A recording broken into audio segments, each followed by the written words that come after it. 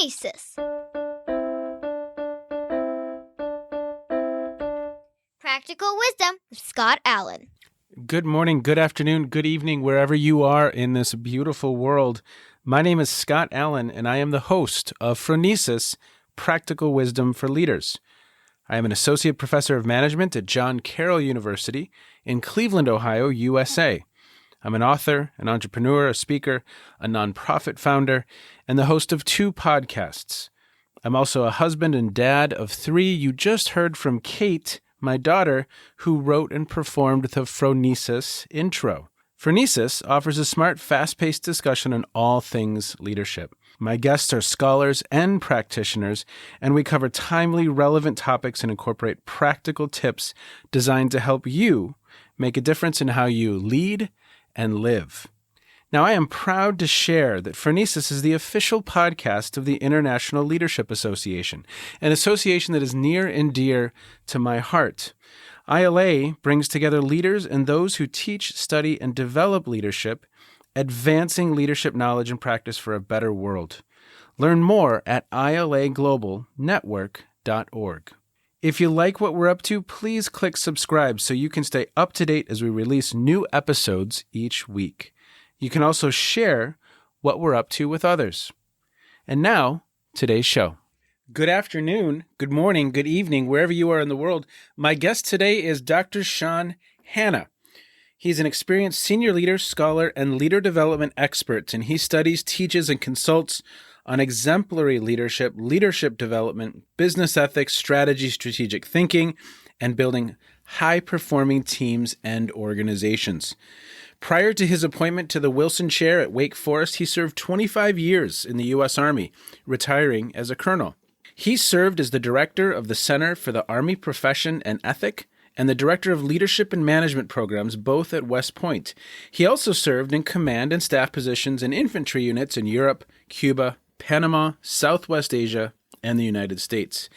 In the Pentagon on 9/11, after the attack, he was reassigned to lead the reconstitution of the organization sustaining the highest casualty level and its multibillion-dollar operation.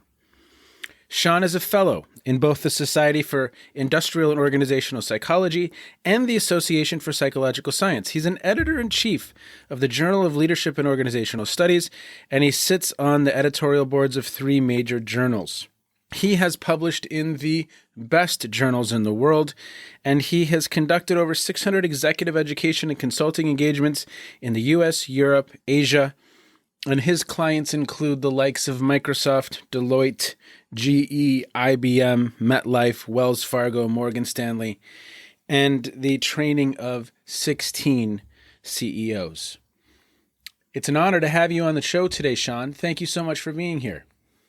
Thanks, Scott. It's great to be on your program, and I appreciate the invitation. I think you covered my bio pretty good. I've been retired now for close to a decade from the Army and at Wake Forest University, so I begin to transfer over and focus on business and business management and leadership over the last decade, and kind of merging the two together. Best practices from the military leadership, best practices from business leadership, and finding the best connections between the two to help leaders get better.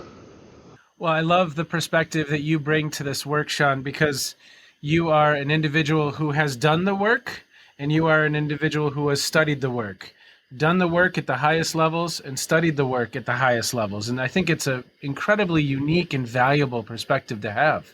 Well, in your scholarship, a paper that you wrote, and Bruce Avolio and Doug May were on that article with you, that really stood out for me. It's really one of the first papers of yours that I read, and I used it as a centerpiece in a course on ethics that I taught 4 or 5 years ago. And it's your kind of thinking through moral thought and action. And this is a fascinating topic, right? Moral thought and action, because leaders are placed in so many different scenarios. At times, it can be incredibly gray. At times, having to make atrocious decisions. But how do you think about this topic? Help listeners kind of think through your process of thinking about moral thought and action. I know it's a big topic. No, it's a huge topic, Scott. But it's one that I really felt, and so did Bruce and Doug, that we really needed to tackle. There had been a lot of research in moral psychology over the years through people like Kohlberg and Rest and others that have looked a lot at how people make decisions. And most of the research had been focused on how do people make decisions, which would be focused on the stage they call moral judgment. But, James Rest summarized the literature in a famous book of his where he shows that only about 20% of moral judgments actually manifest into action. That there's all kinds of reasons why people will and won't act on the judgments that they make. I mean, all the time. We walk down the street, we say, oh, somebody shouldn't do this or somebody should do that. And we and pass these judgments all the time. But us as an individual taking action on those judgments when it's tough, when it needs moral courage, where we may have to confront a peer, confront a leader, do something that makes us uncomfortable, or just that need to take ownership over the situation and not just say, somebody ought to do something about that, but I ought to do something about that. So we really got into trying to determine this issue that the scholars call the judgment action gap between making that judgment and actually acting on it. So, in my career in the military, I've been faced with some pretty significant and severe moral ethical dilemmas. And I knew intuitively it was a lot more than just being able to have the capacity to make decisions. When it gets tough and you need to act, that's really where the rubber meets the road. And so we designed a model that has two components: moral maturation on the one side, the maturity of the individual, the development of the individual so that they can make those tough decisions. And then on the other side, moral conation. And the word conation isn't used very much in common parlance, but it simply means the impetus to act. It's that orientation, that impetus, that readiness to act when we do make a judgment. And you can apply it to many things, not just morality, but moral conation is the impetus to act when you're faced with a moral situation. So those two major components, we spent a lot of time going into the literature and trying to tease out what helps people be more morally mature, able to make those right decisions, and then what also gives them the conation to act. And I can unpack that model for you. There's a lot of different subcomponents there, but that's where the motivation came from. Well, yeah, you've got the moral complexity, the metacognitive ability, and moral identity. Will you talk a little bit about that side of the house, the moral maturation? Because a very simple way to say this is sometimes people don't even realize they're in a dilemma. Sometimes people don't even know how to think about this space, correct? Yeah, and that's something that's really interesting is you can take two people that can go through the same experience, and some will have the radar go off, that, hey, there's some moral issues here that we need to think about. Somebody else might not even recognize that and just think of it as a business decision that needs to be made, not a business decision that's interlaced with ethical challenges or implications. So on the moral maturation side of the house, the ability to be morally mature, we did first start with the research from people like Kohlberg and others, where they looked at how people develop complexity in their schemas, their mental models about ethics, which makes them more attuned to what's going on around them and able to process complex information, moral information that might come to them. So there's a developmental perspective here of developing that those rich schemas, or what we call moral complexity. And there's been some other research on moral complexity. But beyond the moral complexity piece, you also have to have the ability to process that rich information, which is moral metacognition. For the listeners out there that might not have heard that term, there's cognition, thinking, then there's metacognition, which is the higher level, which is thinking about your thinking. It's the ability to not just process what's happening in the moment, but to even think about, how am I processing this? Am I considering all the factors? Am I considering all the implications on all stakeholders in this particular issue? Have I looked at this through numerous multiple ethical lenses, not just like through a justice lens, but also thinking about duties and responsibilities and virtue and other potential ways of looking at the same issue? And metacognition is that ability to kind of get off the dance floor, get up on the balcony and think about your own thinking, making sure that you're applying all your moral complexity to the situation at hand. And then lastly, on the moral maturation side is this idea of moral identity. How do I see myself as a moral actor? And what's my personal identity that I bring to the table? How does that apply here? Because most of the work that had been done prior to us on moral development, moral maturation is more about what should somebody do in a tough ethical situation.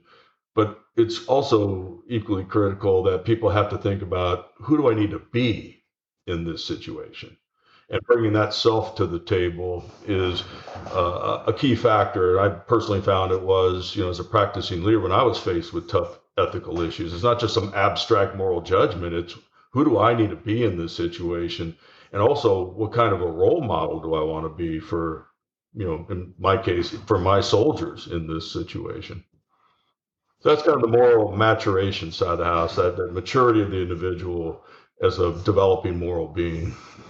And then the conation side of acting, of actually, it's that gap that you said sometimes can exist. And the ownership, this is really, really interesting. The ownership, the efficacy, and then the moral courage, because I could have those first five, but do I actually have the courage to step into this, which is going to, put forth any number of different scenarios that I will then have to confront? Yeah. And that really gets into this thing I was talking about earlier, Scott, with the judgment action gap. You can do everything right on the moral maturation side, make a great decision, and I might go home and say, yeah, I'm going to go in and confront my boss tomorrow morning. And, I got this all wired in my head. And then you get your cup of coffee in the morning and you walk in the office and it's like, gosh, is this really something I should be doing? Or should maybe their boss be the one calling them out on it? Is this really my responsibility? I might be thinking, oh man, fear, am I going to get fired? Or I might just simply be thinking, I don't have the confidence in myself that I can address this with him. Maybe I'm not confident that I've even made the right decision. Maybe he or she is right versus me, or maybe I don't feel confident I have the social skills to have this interaction, with this individual. So the moral conation piece has those three elements. Number one is, am I going to take ownership? Instead of saying, well, somebody ought to do something, that I ought to do something. Second, do I have the courage to overcome fear, to overcome risk, and to step up and do what's right? And then third, do I have the confidence? Even if I feel, hey, yeah, okay, I've got the courage to go ahead and do this. Am I confident that I can follow through and be effective at it? And so we found that those three elements are key elements of this idea of moral conation that give people that impetus to act, to overcome that judgment action gap. Sean, you had mentioned when we started that these are even that over the course of your military career, you had experienced some of those ethical dilemmas yourself as a leader. So what are a couple examples from your career where upon reflection, I thought to myself, I really did a great job with that. And what's an example maybe where upon reflection, you could have done something a little differently? Yeah, well, those are tough questions. Like I mentioned, I've faced some pretty tough situations that require a lot of moral maturation and a lot of moral conation. But one of the things too, I want to really push out there to the listeners that ethics should be a team sport in an organization. It shouldn't just be some leader sitting there, the grand leader making the decision. Often these tough ones have so many pieces and so many elements and so much complexity that it's good to get everybody's perspective in the room, And it was rare that I made decisions on my own when it was the tough ones. But I'll give you an example of one that I share sometimes. After Operation Desert Storm back in the 1990, early 90s, when the main battle was over, I was part of 7th Corps, which was the main attack element during Operation Desert Storm. We had 150,000 soldiers just in our corps. And when we had attacked deep into Iraq, we had established what's called a military demarcation line. So anytime the Army is at war. Eventually, we kind of draw a line in the sand and call it a military demarcation line, and it's essentially a temporary international border so that we could go into treaty negotiations with the other side. So once we had defeated the Iraqi army, we pulled up onto this line, this military demarcation line, into a defensive position. Well, General Schwarzkopf, the Central Command commander, could go into treaty negotiations with the Iraqis. Well, my unit was up right on that line in a defensive posture, and we were under strict orders that we were not allowed to use any hostile force across the MDL, that we were to treat that as an international boundary, international border. That now is, again, Iraqi sovereign territory until told otherwise. And we could only use force in self-defense. Well, the Iraqis were bringing women and children out in front of our lines and executing them, even young children and women, just to taunt us right in front of our lines, like half a football field away. And here we are with these strict orders that we're not allowed to do anything in this situation. So if you think about that from a simple standpoint, we might say, okay, I'm under orders. I have a duty. I should follow the rules, right? Well, with moral maturation, we've got to look at all the aspects of this. So duty is certainly one element. We're under the duty to follow orders. I mean, we obviously can't have chaos on the battlefield with soldiers running around doing whatever they want to do. But when we think about duties, we also have to think about, well, these other people have rights too that are being executed. They have inalienable human rights, and do we have a duty to protect them if we're able to? Well, might we do? But we also have to look at what they call teleological or utility type of ethics. Utilitarianism. Well, okay, what if we act or don't act in this case? Might we restart the war? Might we get some of our soldiers killed? Might some of our soldiers be court-martialed for disobeying a lawful order? We got to look at all the tentacles of the possible outcomes if we act or if we don't act, and continues to fuel this situation with these women and children being killed.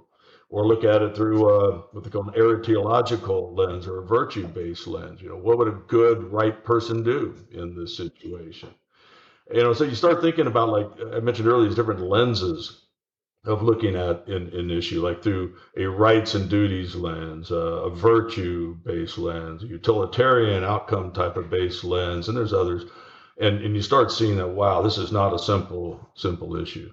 How do we deal with this? How do we make the decision? And then the co-nation to act on that decision. We really were pretty torn about this. And again, team sport, right? A lot of leaders in the room talking about what we should do. And so, we started to kind of go into some gray areas. We rushed the line with some, tanks and Bradley fighting vehicles to try to, scare them off the next time that happened, which didn't work.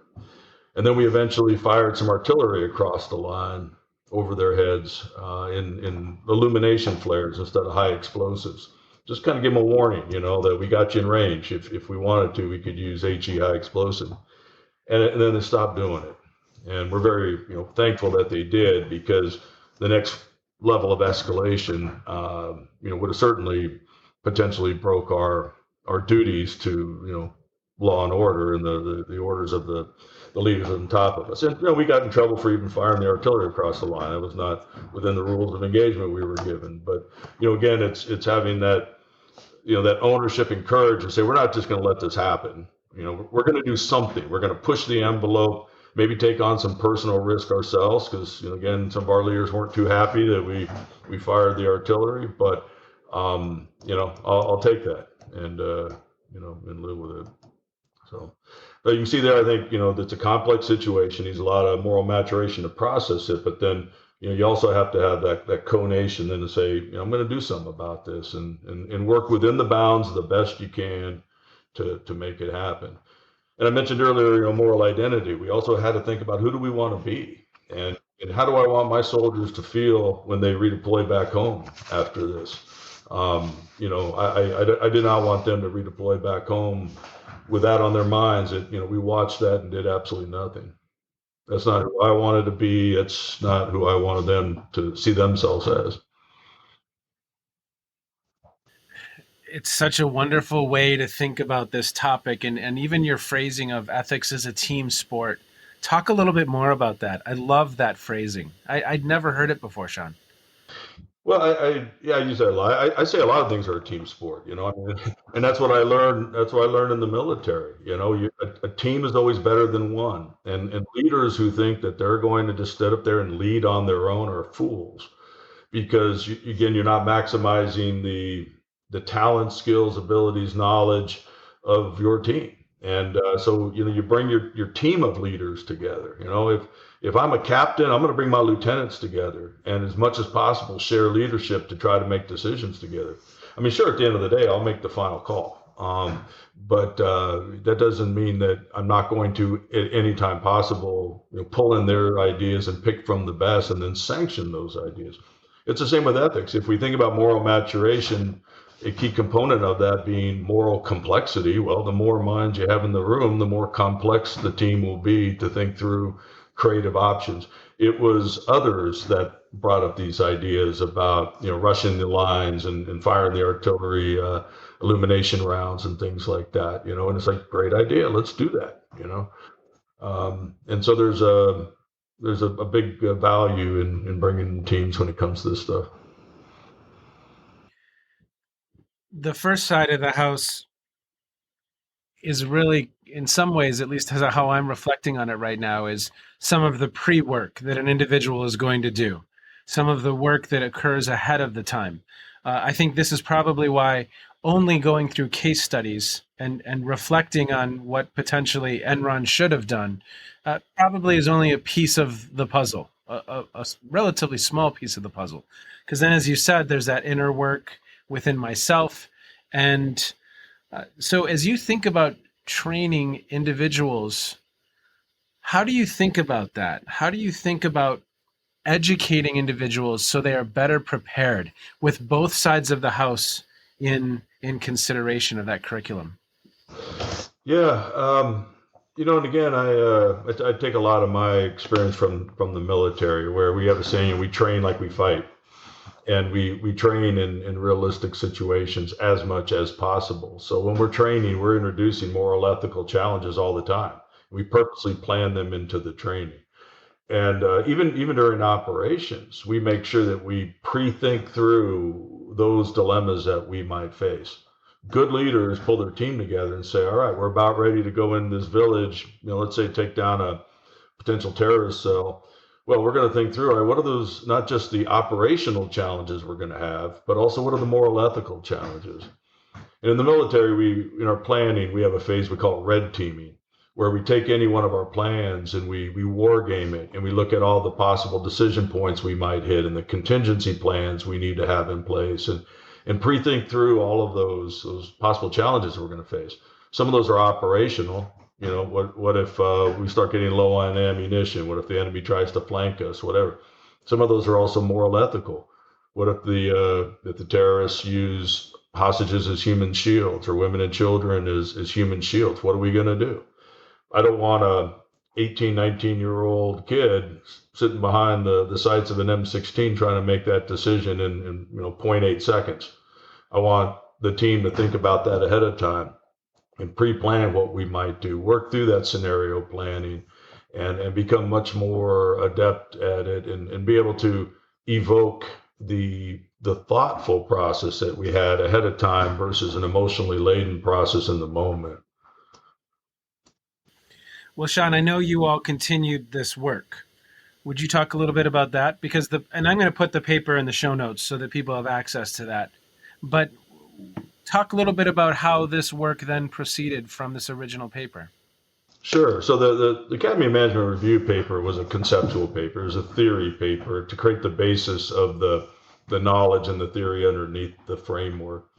Then we focused in predominantly on the moral potency piece, because there's already certain measures and assessments and research done on the moral maturation piece. Not integrated like we show it, where you have maturation and the complexity, the identity, and the moral metacognition all integrated into a whole model. But there had been individual research on each of those streams, just kind of yet to be integrated. So we thought the biggest bang for the buck was trying to address this judgment action gap, that 80% loss that I talked about between, hey, I made a judgment and then actually acting on it.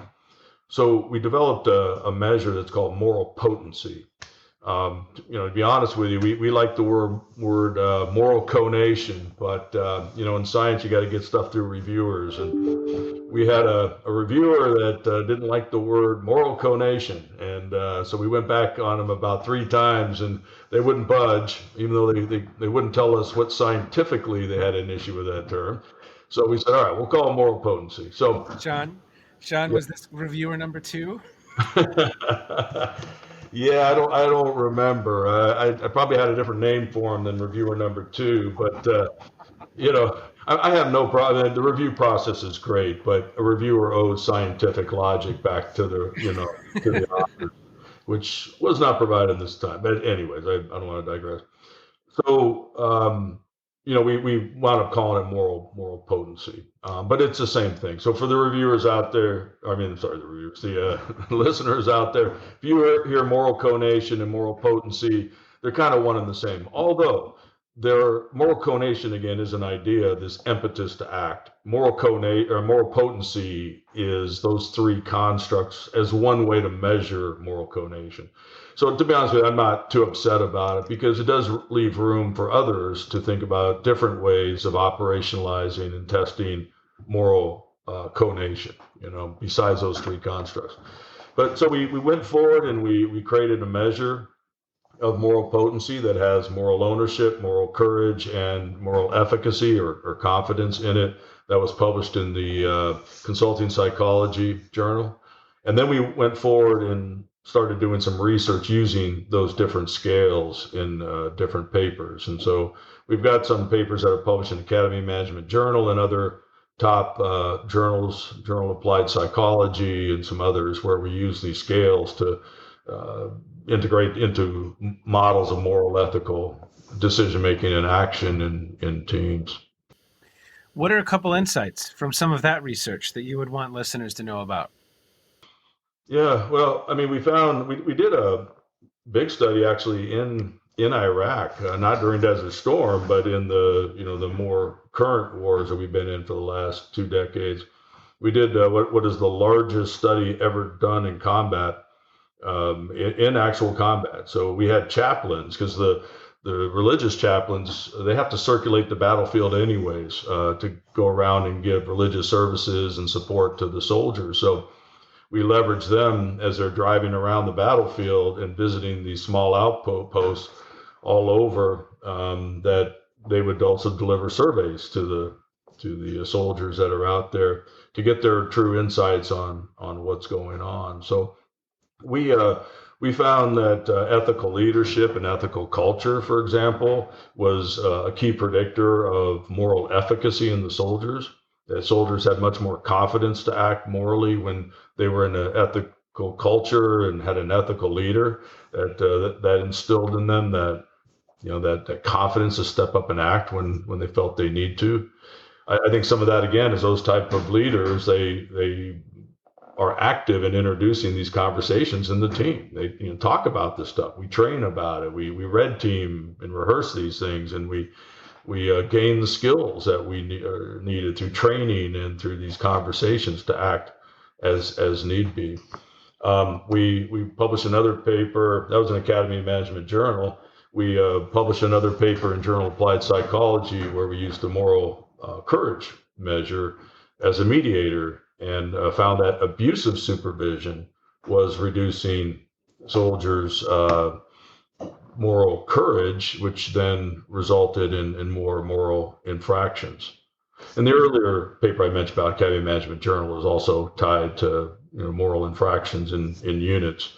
When you had a less ethical leader, less ethical culture and climate, lowered the efficacy, also lowered the moral ethical actions of soldiers on the battlefield. So leadership matters. And that's the one thing we're finding. There's other people that have used our measure, the moral potency measure that Bruce Volio and I published.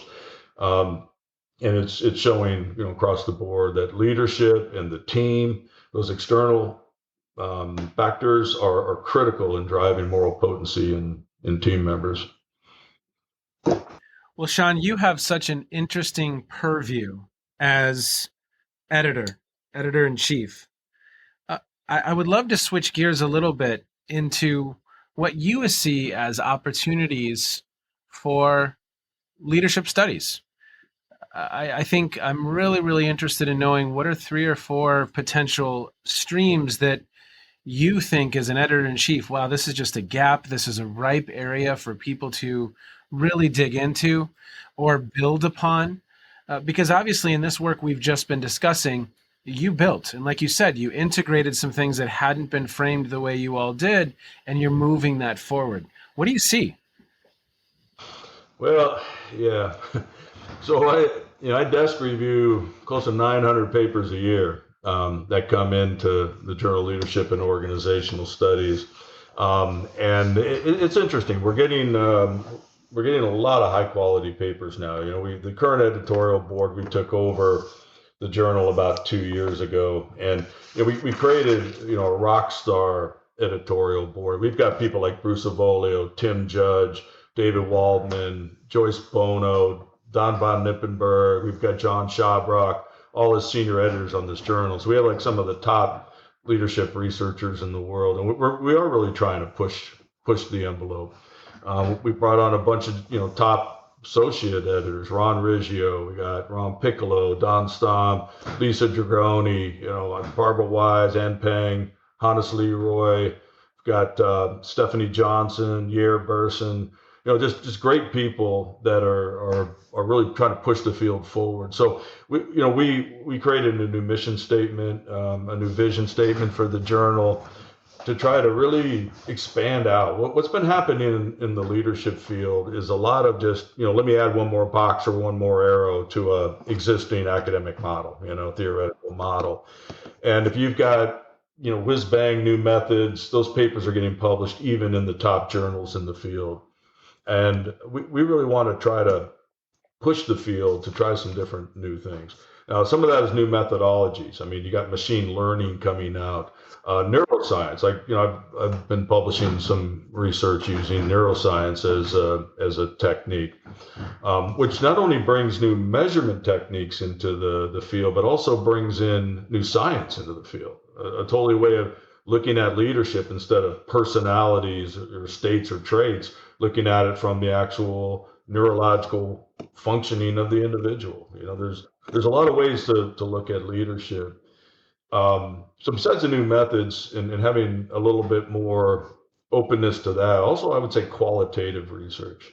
Qualitative research, if done right, and it's hard to do qualitative research right, can really kind of get at the phenomenon, that what is really happening in the situation that people are dealing with, not just what constructs a investigator decided to put into a survey, but really going in and saying what is going on here in this leadership situation. So we're trying to promote more of that. As far as what to study, the biggest thing that needs to be studied is what are the antecedents to leadership. There is a dearth of research on what drives leaders to think and act in different ways. And that's a huge area that if we're going to get into leader development, which is the second area I was going to say that needs a lot of research, we first have to understand what are the antecedents that are driving leaders' decisions and behaviors. Then we have to think about how do we develop those things.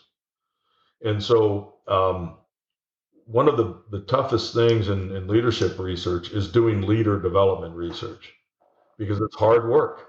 It requires having a sample that you can track over an extended period of time. It requires having some sort of a control or comparison group so that you can show, the treatment group really did change. A lot of leadership interventions for development all have to be packaged together, and that's tough work. It takes a lot of time, effort. It takes organizations that are willing to support that and allow you to come in and do that over time. And, quite frankly, I think because of those barriers, and, some of those are the scholars themselves just not wanting to invest that much time and effort and energy into it. We have very minimal studies that are true experimental studies that are tracking leader development. Bruce Avolio and I and a bunch of colleagues published a meta-analysis back, gosh, I don't know, 15 years ago or something, where we looked at every leadership intervention study done over the last 100 years. Yes, that was the 100 years. Was that the 100 years paper?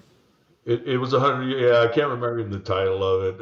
It was there was a couple of papers. One actually had like 100-year in the title, and there was one that we published in Leadership Quarterly that I think didn't have that in the title, but reviewers can look it up. But we're in the middle of doing a new one now and updating it with newer studies. But one of the things that shocked us was the dearth of studies that are even available to put into the meta-analysis that met our criteria of truly being leader development intervention studies that showed growth. They had a causally interpreted model. Any others come to mind as we kind of wind down our time to get today? Any other areas? Antecedents, leader development. Antecedents, leader development, I think, are things that need the most work. And then third would be just other contextual factors. I think in leadership research, we tend to focus too much on the leader's impact on individuals versus looking at the fact that you usually have multiple levels of leadership that those same followers are exposed to. 2 levels up, 3 levels up leaders, understanding that bigger system, also understanding how they interact with their team members and the context in the team, but even with other teams. A lot of the consulting work that I do are with organizations that have a lot of cross-functional teams, and they have to lead each other, right? And the decisions and actions that followers make in their team are influenced by their membership on these other teams, and the actions and the constraints they have because they also have to serve on these other task forces in cross-functional teams. And so I just think a generally broader understanding of the multitude of factors that are influencing followers in the leadership situation, is critical. To include peer leadership, shared leadership, multiple sources of leadership, all impacting the individual. Well, Sean, as we close down our conversation, what have you been reading or streaming or listening to that's caught your eye in the last few months, other than those 900 desk reviews? Yeah, that pretty much consumes most of my time, to be honest with you. I don't do much like popular reading. I just simply don't have the bandwidth for it. I do sometimes like to get into thinking through historical figures and learning from some of them. So like I just read His Excellency, which is a great book about George Washington. I published not too long ago a paper. It's available if anybody out there want to pull it down off either Apple or what's it, the Amazon one, for free, about George Washington and character, that was commissioned by the Mount Vernon Society there up at Mount Vernon, George Washington's home.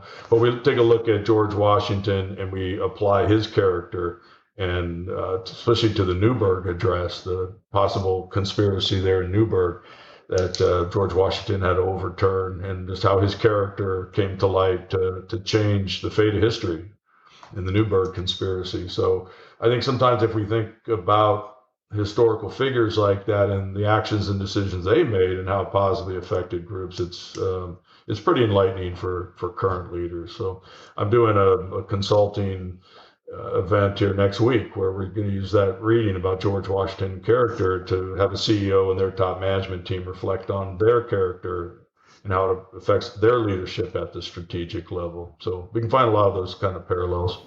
Awesome. Well, Sean, thank you so much for your time today. We really, really appreciate it. You've given us a lot of great wisdom in the last, 39 minutes. So thank you for the good work that you do, sir. We appreciate it. Have a great rest of your summer. All right, thanks. Good to be with you, Scott. So some quotes from guests will just forever stick with me. When Dr. Livingston said, when it comes to mental gymnastics, most humans are Olympians, or most of us are Olympians. That's going to stick with me. And same with Dr. Hanna here, when he said ethics is a team sport. I don't know why. I just find that really comforting in some ways. But I also think of it as a paradigm shift for me when it comes to this topic. Ethics is a team sport. So I'm going to leave it there because I think it's an important place. If you are looking to learn more about Dr. Hanna's work, it's in the show notes. Take a look. Look at his scholarship. It's absolutely incredible, just incredible thinking and wonderful contributions to the field. And as he was describing some of the work they've done literally in theater, it's just so very impressive. And as I said, how wonderful to have an individual who is working at the highest levels of scholarship, having worked at some of the highest levels of his craft as an experienced scholar. I think that's just absolutely wonderful. As always, thank you so much for listening, everybody. Take care. Be well. See you soon. You, my friend, have just finished another episode of Phronesis, Practical Wisdom for Leaders. To get in touch with me, visit www.scottjallen.net or send me a note at scott@scottjallen.net. I can also be found on Twitter and on LinkedIn. Now, if you have feedback, I would love to hear it. And as always, thank you so much for listening to Phronesis. If you like Phronesis, I have a second podcast. It's called the Captovation Podcast. That's with an O, Captovation Podcast, where I speak with experts on the topic of designing and delivering incredible presentations. And now, Kate's twin sister, Emily, with the outro.